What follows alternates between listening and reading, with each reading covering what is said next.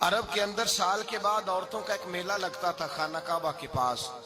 صرف عورتیں اکٹھی ہوتی تھی, میلہ لگا ہوا تھا. ایک تورات جاننے والا یہودی عالم بھی آیا ہوا تھا. وہ بیویوں کے مجمع پہ نظر ڈال کے کہنے لگا, بیویوں, مرد کا کام تو کوئی نہیں عورتوں کے مجمع میں بات کرنا, لیکن میں تمہیں ایک پیغام دینے لگا ہوں. اللہ کے آخری رسول جو مکے میں پیدا ہونے والے, ان کے آنے کا وقت قریب آ گیا ہے. وہ بیوی بڑی خوش نصیب ہوگی جنہیں ان کی رفاقت ملے گی. عورتوں نے جب دیکھا کہ مرد آ گیا عورتوں کے میلے میں, تو انہوں نے ڈانٹا, جھڑکا, کہا چل اٹھا اپنی کتابیں اور نکل جا. حضرت خدیجہ کہتی ہیں باقیوں نے ڈانٹا, پر میں نے بات پلے سے باندھ لی. میں نے پلے سے باندھ لی اور میں انتظار کرنے لگی کہ اللہ کرے وہ نصیب میرے ہی ہو, اللہ کرے مقدر میرا ہی کھلے. آپ فرماتی میں تسبیح پڑھتی, درود پڑھتی. میں اس زمانے میں جو اللہ کا ذکر جس طرح ہوتا تھا وہ میں شروع کرتی, اور جب فارغ ہوتی تو میں التجا کرتی کہ اللہ میرے نصیبے کھول دے. کہتی ہیں آہستہ آہستہ آہستہ آہستہ میں حضور کی تعریف سننے لگی. آہستہ آہستہ تعریف سننے لگی. نبی پاک صادق ہیں, امین ہیں, سچے ہیں, دیانتدار ہیں. اس برے اور میلے معاشرے میں بھی وہ سب سے اعلیٰ بھی ہیں اور سب سے اجلے بھی ہیں, وہ سب سے پاکیزہ ہیں. میں سننے لگی تعارف, آہستہ آہستہ میں ان کی گرویدہ ہونے لگی. ادھر نبی پاک صلی اللہ علیہ وسلم اپنے چچا جناب ابو طالب کے پاس رہتے تھے. قحط آ گیا, حالات بگڑ گئے. حضور سید عالم صلی اللہ تعالی علیہ وسلم سے چچا کہنے لگے, بیٹے اگر مال تجارت لے کے شام جاؤ تو بڑا نفع کماؤ گے, ہمیں ضرورت بھی ہے, اور اگر ہو سکے تو ختیجہ کا مال لے کے جاؤ. نبی پاک نے کہا چچا میں نہیں کہوں گا کسی سے جا کے, میں نہیں کہتا کسی سے جا کے, جو میرے نصیب میں ہوگا میرا رب خود عطا فرمائے گا, میں نہیں کہوں گا. مصطفیٰ نے تو نہیں کہا. حضرت خدیجہ رضی اللہ تعالیٰ عنہ کہتی ہیں میں نے خود اپنی خادمہ کو بھیجا. میں نے کہا جا کے پوچھو تو صحیح کہ میرا مال قبول ہوتا بھی ہے کہ نہیں, پوچھو. نبی پاک صلی اللہ علیہ وسلم سے پوچھا. حضرت خدیجہ کی خواہش ہے کہ آپ مال لے کے جائیں. حضور نے قبول کر لیا. جناب خدیجہ الکبریٰ رضی اللہ تعالیٰ عنہ کے غلام تھے, میسرہ ان کا نام تھا. جناب خدیجہ نے ان کو ساتھ بھیجا. فرمایا تین باتیں ارشاد فرمائی. ایک تو فرمایا سارا رستہ غور سے دیکھنا میرے نبی کے ساتھ کیا معاملات درپیش ہوتے ہیں. ابھی اعلان نبوت نہیں کیا. فرمایا ذرا غور کرنا, میرے مصطفیٰ کا مطالعہ کرنا اور مجھے واپس آ کے سبق سنانا.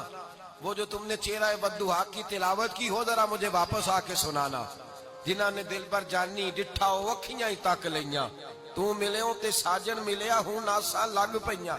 ذرا جا کے نا تلاوت کرنا اور مجھے دکھ. اور دوسرا فرمایا تم میرے غلام ہو تو مصطفیٰ کے بھی غلام بن کے رہنا. میں سنتی ہوں کہ کردار کے, افکار کے, نظریات کے, عظمت کے بلند و بالا, وہ جیسے کہیں ویسے کرنا. اور تیسری حضرت خدیجہ نے نصیحت فرمائی.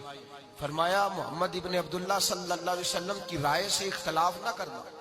یہ چلتے ہوئے معاہدہ کیا, جو وہ کہہ دے سو کر جانا. غلام کہتے ہیں میں ساتھ گیا, باتیں میں نے سن لی, لیکن جب سفر شروع ہوا نا ابھی چند منزلیں طے ہوئی تھی. میں نے کہا خدیجہ آپ نے کیا نصیحت کرنی تھی, ان کے ساتھ جو رہے گا وہ ان کا غلام ہی بن جائے گا. ان کے ساتھ جو رہے گا تو اجے میرا محبوب نہیں ڈٹھا جن ویک کے چن شرماوے, جے رکھے ہاتھ پھلاں وچ ہاتھ نال پھلا رل جاوے, ادھی راتی چن چڑھ جاندے جدوں جلوہ فرماوے. مایا جو بھی ساتھ رہتا غلام ہو جاتا. میسرہ کہتے میں گیا, تجارت شروع ہوئی. کہتے ہیں نبی پاک صلی اللہ علیہ وسلم جب منڈی میں پہنچے تو لوگ قسمیں اٹھا اٹھا کے مال بیچ رہے تھے.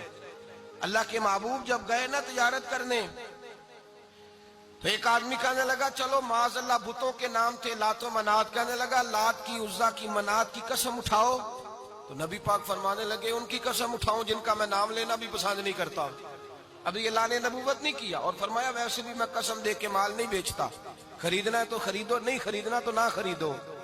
کہتے ہیں لوگ قسمیں اٹھا اٹھا کے پیچھے جاتے تھے, پر میرے نبی جس سے رخ پھیرتے تھے وہ نبی پاک کے پیچھے ہو جاتا تھا.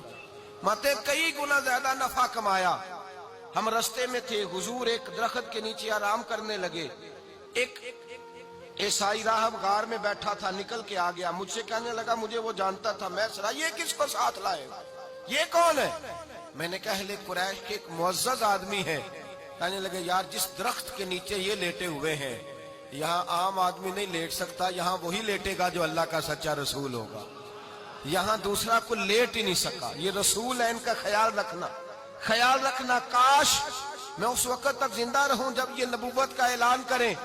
میسرہ کہتے ہیں میں غلام ہو گیا, نبی پاک صلی اللہ علیہ وسلم کی ادائیں مجھے بھانے لگیں. جب واپسی پہ نکلے تو گرمی بڑی شدید تھی.